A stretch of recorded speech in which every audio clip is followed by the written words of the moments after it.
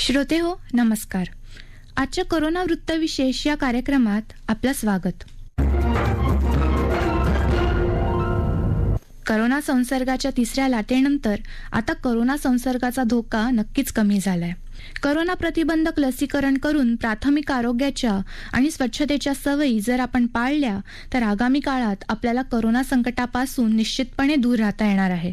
मात्र कोरोना आणि त्यासारख्या अन्य कोणत्याही आजाराला दूर ठेवायचं असेल तर आपण सर्वांनीच युक्ताहार विहारस्य युक्त चेष्टस्य कर्मसु युक्त स्वप्नावबोधस्य योगो भवति दुःखः हे वचन आचरणात आणणं अत्यंत गरजेचं आहे. म्हणजेच योग्य आहार, योग्य विहार म्हणजेच व्यायाम, योग्य प्रमाणात काम आणि योग्य प्रमाणात झोप घेतली तर आपलं आरोग्य ठणठणीत राहील आणि कोरोना किंवा अन्य कोणताही आजार दूर ठेवायला नक्कीच मदत होईल. म्हणूनच आजच्या कोरोना वृत्तविशेष या आपल्या कार्यक्रमात आपण योग्य आहाराचं महत्त्व जाणून घेणार आहोत. मार्च 2020 मध्ये सुरू झालेलं हे कोरोना पर्व आता हळूहळू संपुष्टात आल्यासारखं दिसत असलं तरी आगामी काळात आपल्या सगळ्यांनाच कोरोना किंवा त्यासारख्या विषाणूंना आणि त्यामुळे उद्भवणाऱ्या नवनव्या आजारांना सामोरं जावं लागणार हे निश्चित आहे.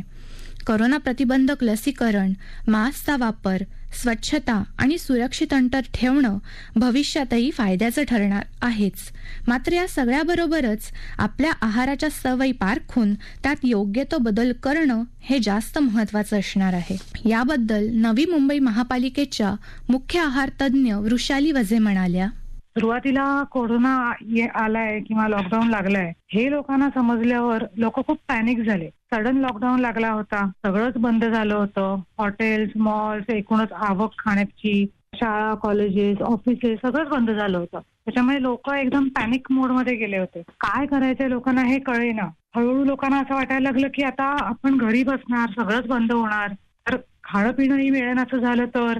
सरकार वारंवार सांगत होतं की असा काही प्रॉब्लेम होणार नाही, पण तरीही या पॅनिक मोडमध्ये असल्यावर लोक काहीतरी पुढच्या काळात प्रॉब्लेम्स होऊ नये, त्रास होऊ नयेत म्हणून काहीतरी व्यवस्था करायला लागतात.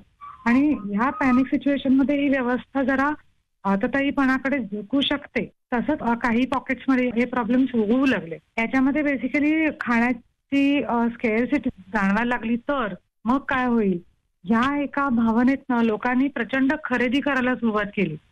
जो काही काळ दुकानं उघडी ठेवायला परवानगी दिली होती त्या काळामध्ये दुकानांमध्ये प्रचंड झुंबड उडायला लागली होती. मग लोक हळूहळू कुठल्याही प्रकारचे पदार्थ घ्यायला लागले होते. बिस्किट असतील किंवा जे पदार्थ टिकू शकतील, रेडी टू ईट पदार्थ असतील, जे आपण घरात स्टोअर करू शकतो, हे पदार्थ प्रचंड प्रमाणात लोक घ्यायला लागले होते की जेणेकरून उद्या काहीच मिळालं नाही तर आपण ऍटलीस्ट बिस्किट, नूडल्स किंवा मग एखादी प्रोटीन सप्लिमेंट, मिल्क पावडर अशा गोष्टी तरी आपण वापरू शकू.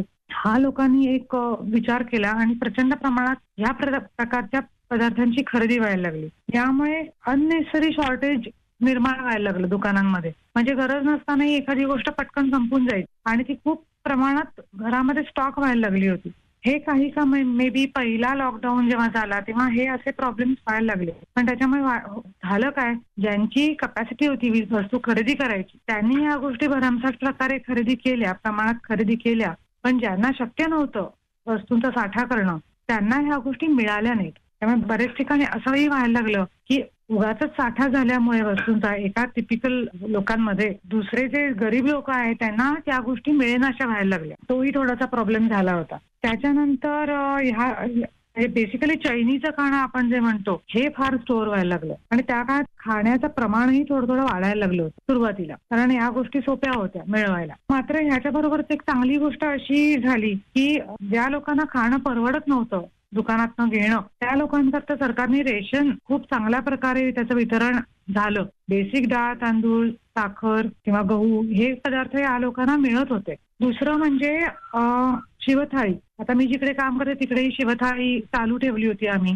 तर त्या शिवथाळीचा खूप लोकांनी फायदा घेतला. त्या काळात शिवथाळी फ्रीज झाली होती. त्याच्यामुळे गरिबांना किंवा ज्यांना झेपत नाहीये बाहेर जाऊन खाणं त्यांना ह्या दोन गोष्टींचा खूप मोठा आधार मिळाला. कोणाची उपासमार असाच्या काळात झाली नाही. मात्र स्टॉकिंग अननेसेसरी चैनीच्या गोष्टींचं सुद्धा खूप झालं. दुसऱ्या लोकांचा एक अजून प्रॉब्लेम झाला की जी लोक क्वारंटाईन होती, ज्यांच्या घरातले जेवण बनवणारे सदस्य, आई, बहीण किंवा बायको जे क्वारंटाईन झाले, त्या लोकांचे खरंच खूप हाल झाले. मग त्या लोकांना डबा मागवायला लागला किंवा स्वतःच काहीतरी एक्सपेरिमेंट करून जेवण बनवायला लागलं. पण त्या काळात स्केअरसिटी असल्यामुळे बरेच ठिकाणी काही गोष्टी मिळायच्या नाही. त्यामुळे खाण्याचे आभाळ सुरुवातीच्या काळात फारच झाली लोकांची.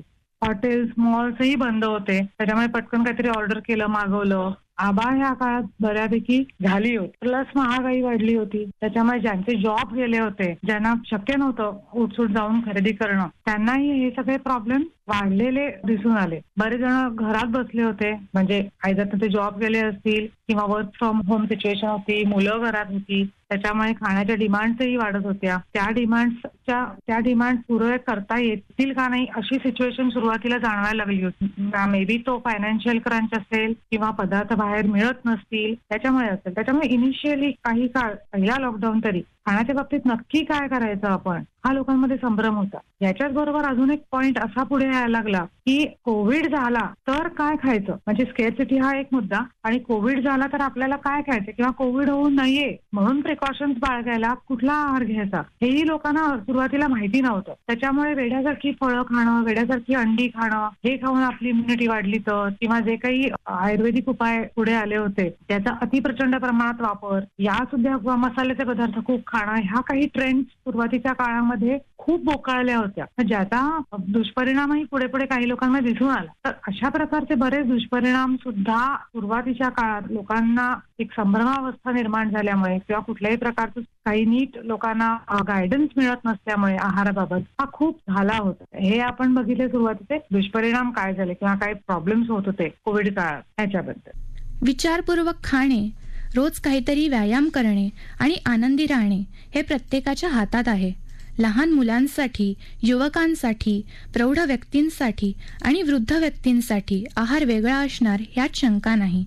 तसंच मधुमेह किंवा हृदयरोग किंवा अशा अन्य सहव्याधी असलेल्या व्यक्तींचा आहारही वेगळाच असणार. अंगमेहनत करणाऱ्या व्यक्तीचा आहार आणि बैठं काम करणाऱ्या व्यक्तीचा आहार वेगळा असणार. आगामी काळात आपल्या प्रकृतीप्रमाणे, जीवनशैलीप्रमाणे आणि ऋतुमानाप्रमाणे आपण आपला आहार घेतला, गरजेनुसार आहार तज्ज्ञ किंवा डॉक्टरांचा सल्ला घेतला तर आपल्या नैसर्गिक प्रतिकारक शक्ती आयुष्यभर मिळेल आणि ती टिकूनही राहील. याबद्दल आहार तज्ज्ञ वृषाली वजे यांनी सांगितलं.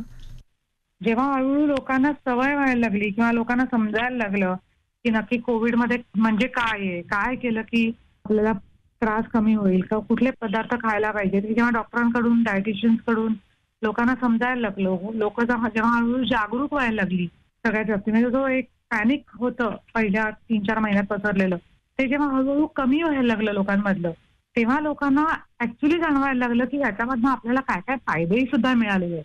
म्हणजे ब्लेसिंग इन डिस्गाईज म्हणतात ना इंग्लिशमध्ये जी म्हण आहे, तसं काहीतरी व्हायला लागलं हळूहळू. सगळे मॉल्स, सगळी हॉटेल्स बंद होती, रिक्षा बंद होत्या, पटकन जाऊन कुठेतरी काहीतरी खाणं पार्सल घेऊन आलं हे शक्य नव्हतं. बऱ्याच रेडी टू ईट पदार्थ मिळणं कमी झालं होतं. त्याच्यामुळे आपसूक काय व्हायला लागलं, लोक घरामध्ये खाणं बनवून खाणं हे प्रेफर करायला लागले. ऑलमोस्ट सगळी फॅमिलीज घरी असायची, नवरा बायको मुलं सगळीच घरी असायची. त्याच्यामुळे नाही म्हटलं तरी एकोपा जो घरामध्ये मिळत नव्हता फॅमिलीला, तो हळूहळू मिळायला लागला. अगदी स्पष्ट सांगायचं तर नवऱ्याला कळायला लागलं की बायकोला घरामध्ये किती स्वयंपाक किंवा किती कामं करायला लागतात. त्याच्यामुळे स्त्रियांचा फायदा असा झाला की पुरुषही बायकांना हातभार लावायला लागले घरकामामध्ये. युट्यूबचं तर आपल्याला माहिती आहे, अनंत आपल्याला रेसिपी सापडायला लागल्या. लोक खूप रेसिपीज बघून वेगवेगळे पदार्थ बनवायला लागले. त्याच्यामुळे नवरा बायको मुलं सगळे मिळून एखादी नवीन रेसिपी जवळजवळ आठवड्यातनं 4 वेळा तरी बनवायचे आणि एकत्र बसून खायचे. अशा वेळेला जे खाणं खाल्लं जातं ते खाणं आपल्याला नक्कीच फायदा करणारं असतं, कारण ते खूप आनंदाने बनवलेलं असतं, खेळीमेळीच्या वातावरणात बनवलेलं असतं. अशा प्रकारे जे अन्न बनतं त्याचा परिणाम शरीरावर खूप चांगला होत असतो. प्लस बाहेरचे पदार्थ, रेडी टू ईट फूड मिळणं कमी झालं होतं. त्याच्यामुळे जे काही असायचं ते घरातले डाळ, तांदूळ, फळभाज्या हे नैसर्गिक पदार्थ होते, तेच वापरले जायचे. त्याच्यामुळे हळूहळू काय झालं, नंतर लोकांच्या तब्येतीने सुधारायला लागल्या. लोक खूप हेल्थ कॉन्शियस व्हायला लागली. त्यामुळे लवकर उठून फिरायला जाणं किंवा घरच्या घरी जिम करणं किंवा योगासनं करणं, स्वतःच्या तब्येतीची काळजी घ्यायला पाहिजे आपल्याला, हे लोकांना कुठेतरी या वेळेला उमगलं आणि त्या अनुषंगाने जे काही फिटनेस त्यावेळेला करणं शक्य होतं ते लोकांनी सुरू केलं. बरेच लोक गच्चीमध्ये जाऊन फिरायला लागले, घरच्या घरी योगासनं, सूर्यनमस्कार करायला लागले. त्याच्यामुळे एक प्रकारे हेल्थ ही वृद्धिंगत व्हायला लागली लोकांची.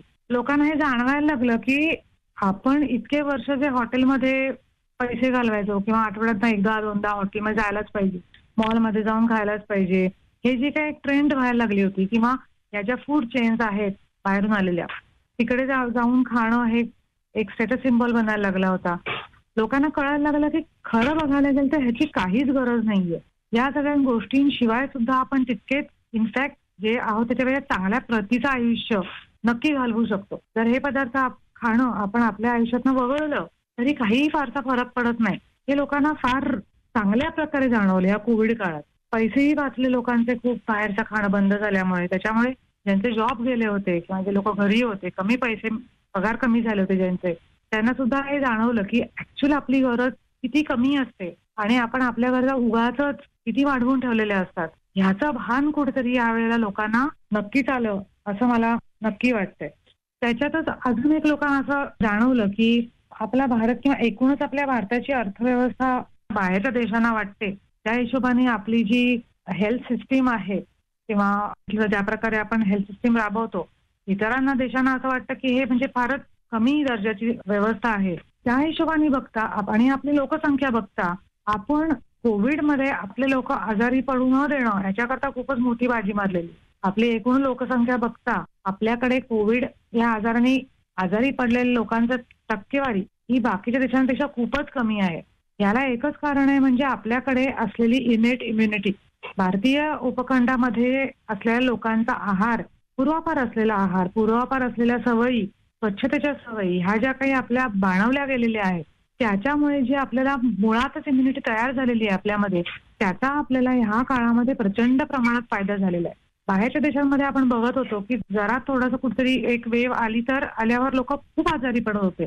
तिकडचे डेथचं प्रमाणही बऱ्यापैकी जास्त होतं. त्या मानाने आपल्याकडे लोकांना फारसं काही झालं नाही असं मी अगदी नक्की म्हणू शकते. आणि यामुळे लोकांना हे जाणवलं की आपल्याकडे पूर्वापार जे काही खाणं पिणं चालू आहे, आपल्याकडे जी काही खाण्यापिण्याची पद्धत आखून दिलेली आहे पूर्वजांनी आपल्या, किंवा जे काही आपल्याला एक रूल्स आपण लहानपणी त्याला रूल्स म्हणत असू, की जे काही स्वच्छतेबद्दल आपल्याकडे एक रूल्स घालून दिलेले आहेत की बाहेरून आल्यावर हातपाय धुवायलाच पाहिजे, जेवायला बसायच्या आधी हातपाय स्वच्छ धुतले गेले पाहिजे, आपण सकाळचे विधी आटपल्यावर हात साबणाने स्वच्छ धुवायलाच पाहिजे, सगळी जी भांडी आहे ती साफ केली पाहिजे, जेवायला बसताना स्वच्छता ही बाळगली गेलीच पाहिजे, सगळ्या प्रकारचे अन्नपदार्थ, सगळ्या प्रकारच्या चवी, सगळे पाची रस आपल्या आहारात हे असलेच पाहिजे, तेव्हा भाज्यांचा वापर हा जास्त असायला पाहिजे, फळं ही जास्त खाल्ली पाहिजेत. कोविड-19 या आजारानं आपल्याला नवनव्या गोष्टी दाखवल्या आणि शिकवल्या. यात आहाराचं महत्त्वही पुन्हा एकदा सिद्ध झालं आहे. योग्य आहार आणि विहारामुळे आपण करोना आणि त्याच्यासारख्या अन्य आजारांना दूर ठेवू शकतो आणि आपली रोगप्रतिकारक शक्ती टिकवू आणि वाढवू शकतो यात शंका नाही. श्रोते हो, आपला करोना वृत्तविशेष हा कार्यक्रम आपण न्यूज ऑन AIR या ॲपवरही लाईव्ह ऐकू शकता. यासोबतच आमच्या मुंबई एअर न्यूज या यूट्यूब वाहिनीवर कार्यक्रमाचं ध्वनिमुद्रण आपल्याला कधीही ऐकता येईल. याबरोबरच आजचा करोना वृत्तविशेष हा कार्यक्रम संपला. हा कार्यक्रम आकाशवाणी मुंबईच्या प्रादेशिक वृत्त विभागानं सादर केलाय. सादरकर्त्या भावना गोखले, निर्मिती सहाय्य विवेक वानखडे, लेखन आणि समन्वय राजेंद्र लेले आणि सोनाली मनसेकर, निवेदन नेहा कुलकर्णी.